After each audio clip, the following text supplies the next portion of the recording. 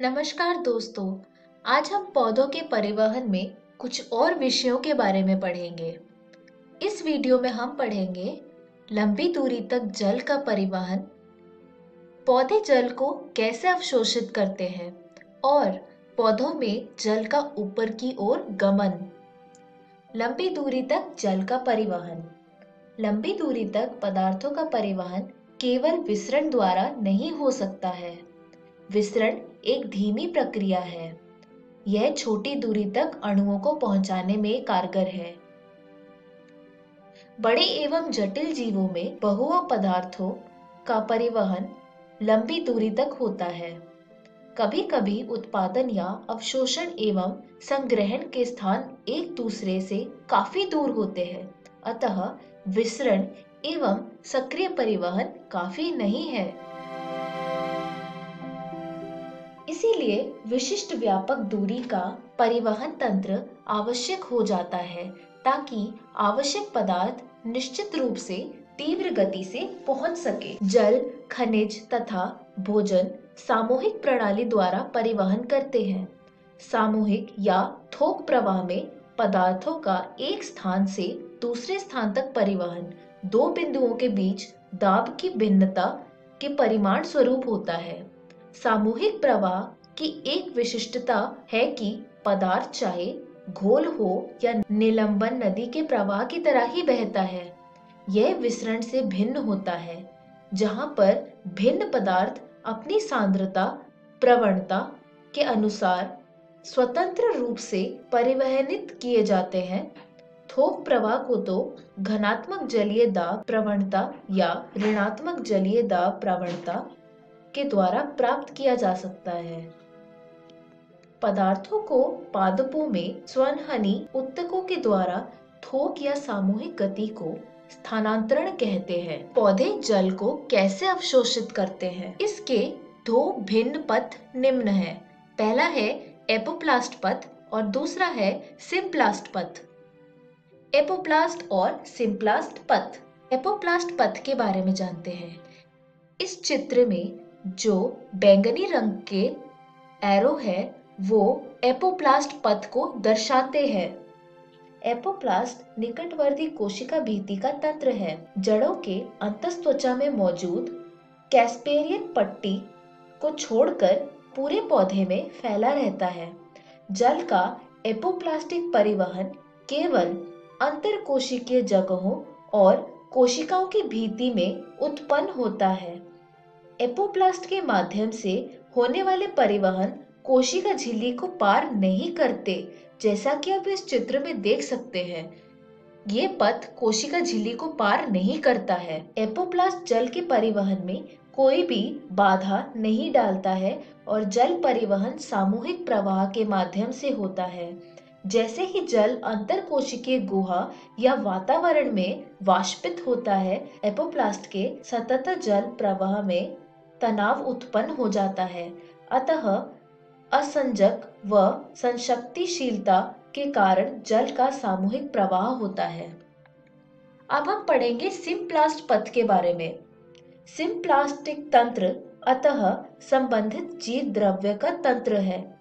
पड़ोसी कोशिकाएं कोशिका लड़ी से जुड़ी होती है, जो जीव द्रव्य तंतु एक विस्तृत रूप से फैली रहती है। सिम्प्लास्टिक परिवहन में जल कोशिकाओं के जीव द्रव्य के माध्यम से तथा अंतरकोशिकीय परिवहन में ये जीव द्रव्य तंतु के माध्यम से आगे बढ़ता है। सिम्प्लास्टिक परिवहन में कोशिका द्रव्य परिवहन सहायता करता है। कुछ पौधों में अतिरिक्त संरचनाएं जुड़ी होती है जो उन्हें जल एवं खनिजों के अवशोषण में मदद करती है। माइकोराइजा जड़ के साथ फफूंदी का सहजीवी संगठन है।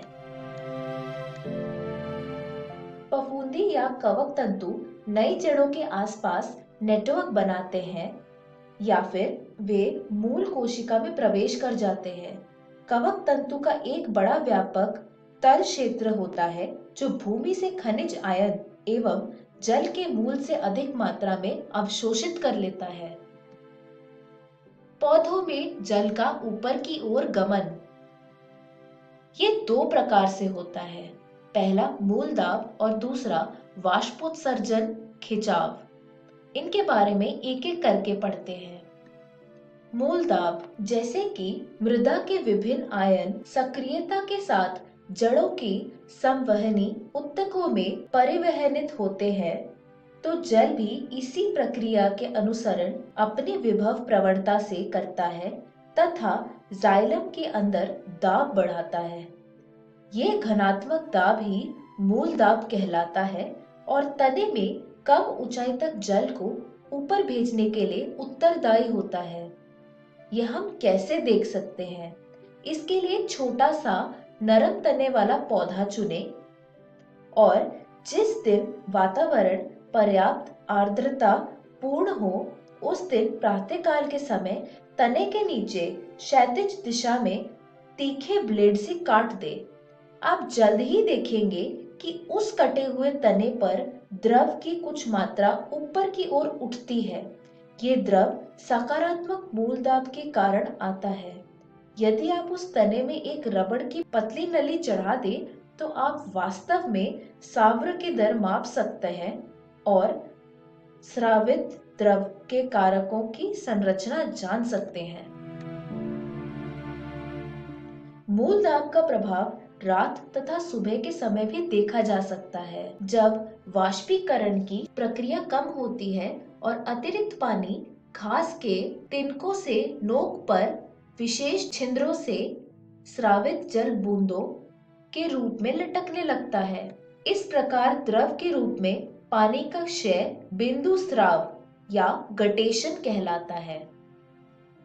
वाष्पोत्सर्जन, खिंचाव, प्राणियों की भांति पौधों में परिसंचरण तंत्र नहीं होता। इसके बावजूद जाइलम के माध्यम से जल का ऊपरी बहाव पर्याप्त उच्च दर से लगभग 15 मीटर प्रति घंटे तक हो सकता है। यह गति कैसे होती है? यह एक पेचीदा सवाल आज तक ही बना हुआ है। पौधों के द्वारा पानी ऊपर की ओर धकेला जाता है या फिर ऊपर से खींचा जाता है। अधिकतर शोधकर्ता सहमत है कि पौधों द्वारा पानी मुख्यतः खींचा जाता है और इसकी संचालन शक्ति पत्तों में वाष्पोत्सर्जन की प्रक्रिया का परिणाम है। इसके जल परिवहन का संयोजन तनाव वाष्पोत्सर्जन खिंचाव मॉडल के रूप में प्रस्तुत किया जाता है। पौधों में जल अस्थायी होता है। प्रकाश संश्लेषण एवं वृद्धि के लिए पत्तियों में पहुंचने वाला पानी 1% से भी कम प्रयोग किया जाता है। पानी की अधिकतर मात्रा पत्तियों से रंध्र द्वारा उड़ा दी जाती है।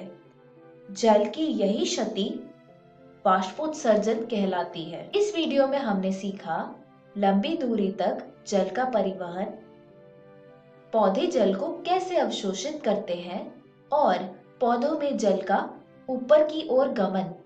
अगली वीडियो में हम पढ़ेंगे वाष्पोत्सर्जन यानी ट्रांसपीरेशन के बारे में कुछ और बातें और वाष्पोत्सर्जन एवं प्रकाश संश्लेषण एक समझौता।